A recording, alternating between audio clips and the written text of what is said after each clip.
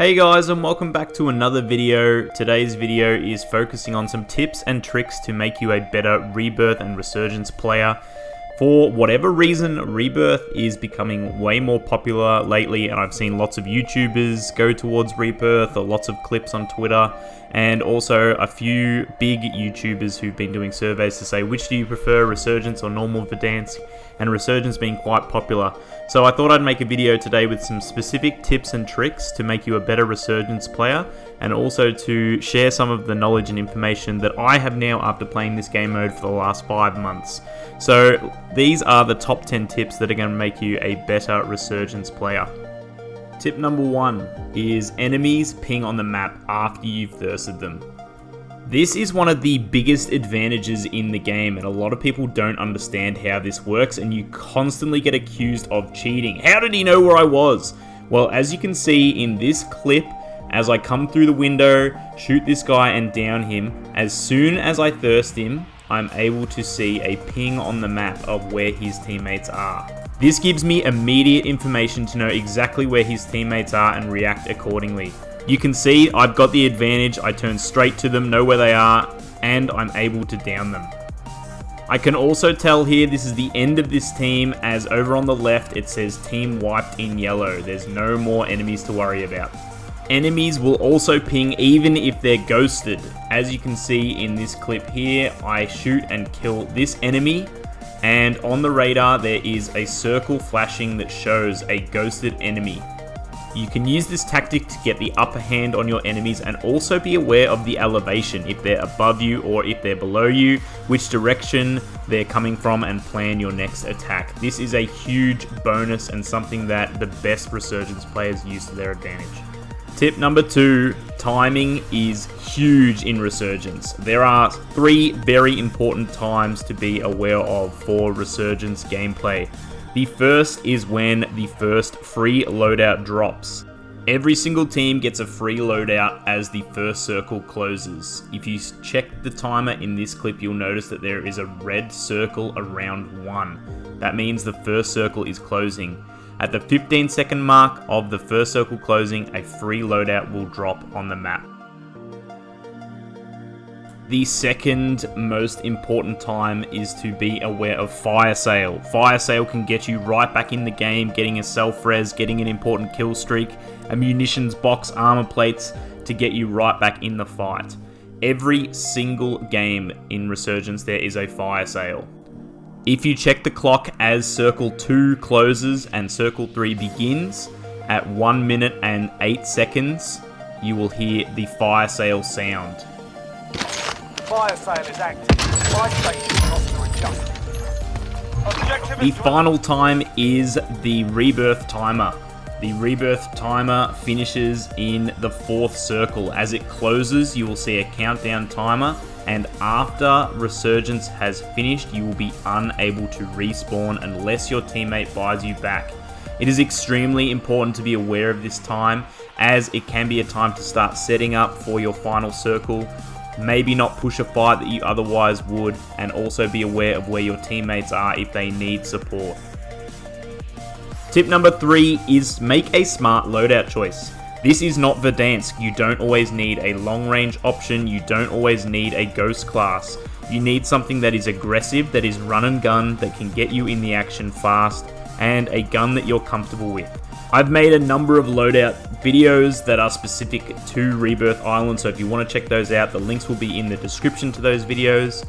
I would suggest running your favorite SMG and assault rifle combination, or running a sniper that you're comfortable with a sniper support weapon that can give you both close to medium range, as well as having that sniper there for long range engagements. You want something that is fast, that reloads quickly, that has good magazine size and kills really quick. There is lots of great options right now in the meta, so check out those other videos for some great loadouts. Tip number 4 is to leave a safe loadout. This means if you've got enough money, you have someone buy an extra loadout and keep it safe. If everybody uses a loadout, then it will vanish. However, if only 3 of your 4 use a loadout, it will stay there for the duration of the game. As you can see in this clip, it's late game, it's nearly the end of Resurgence, and I get downed and killed. However, because we've left a loadout in a spot that is still in the circle throughout the game, we're able to come back in, regain by getting a loadout, getting our teammates back in the fight. Tip number 5, everybody in Resurgence has self-revive as the game begins. As you can see here, as soon as you jump out of the plane, you have self-revive. This means that any enemies that you kill early game will need to be finished. Also be mindful about self-revives at the end of the game, as fire sale happens every single game of Resurgence. Most enemies have self-revive. Tip number 6 is an important one, and something I hear a lot from new Resurgence players is, why can't I shoot people out of the air? It seems to be taking millions of bullets, or this gun sucks, it can't even kill someone out of the air. Unlike Verdansk, there is spawn protection when you come back, because you do spawn from a lower height, and you are respawning quite frequently throughout Resurgence. It is important to know though that spawn protection will not guarantee your safety. The lower to the ground you get, the more likely you have of your enemy that is shooting you to break your armor and even down you. There is also an exception to the rule, and that is sniper rifles. Any sniper is a one-shot to the head no matter what. Even if you have max spawn protection, if someone hits you in the head with a headshot, you will be downed and fall to your death. Tip number 7 is regain with contracts. It's not the end of the world if you die straight off spawn in Resurgence. You can always come back and get back into the fight. However, if you do find yourself on the back foot or your teammates have been wiped, it's important to regain with contracts and also with red chests and chests around the map. It's not over if your team is on the back foot after losing a few squad mates. You can always come back, get a scav, get a bounty, and get straight back into the fight. It's important to know that as the second circle begins, more contracts will spawn across the map, and red chests like these appear across the map and also respawn with items like ammo and armor plates to be used.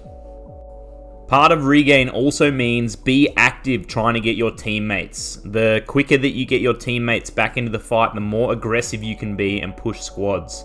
I see often people sitting back, not doing anything actively to get their teammates back. Look for contracts that you can start. Look for chests that you can open.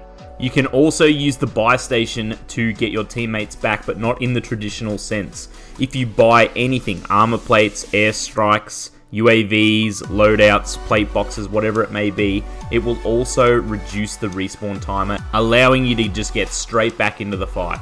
Tip 8 is land smarter. A lot of people just jump out of the plane, they're going wherever, they're not thinking about it, they're not maximizing how they land and making sure they're setting themselves up for success.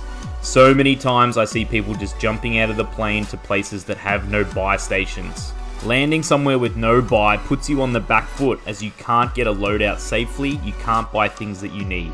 You can see in this clip here, my teammates have pinged where they want to land, but there are no buys in either location.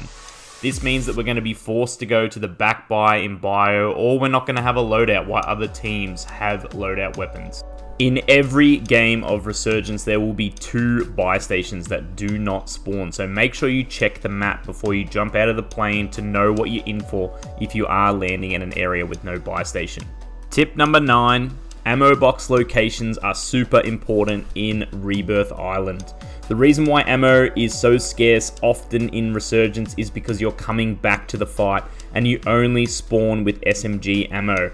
You may be searching for sniper ammo, shotgun ammo, or AR ammo and just cannot find anything, which means that you need to know where the ammo boxes are scattered across the map. Here are the 5 locations. Location number 1 is the bottom of Nova Factory in the basement. If you run up the steps from the buy station and take a right, it is straight there in front of you on your left. Ammo box number 2 is in the boiler room of Chemical. If you go to the buy station through the double doors, it is straight in front of you. Ammo box number 3 is at the Shore buy station in the small hut. It's the only building in this area, and the ammo box is in the back left. Ammo box number 4 is at the bottom of Control, right in between the 2 buildings down the very bottom underneath the walkway.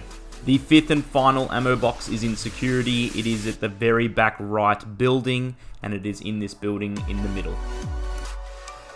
And finally, tip number 10 is jump spots. There are lots of jump spots, lots of rotations, lots of really great ways to outmaneuver and outplay your opponents on Rebirth Island, and this comes from map knowledge and awareness and takes some time to master.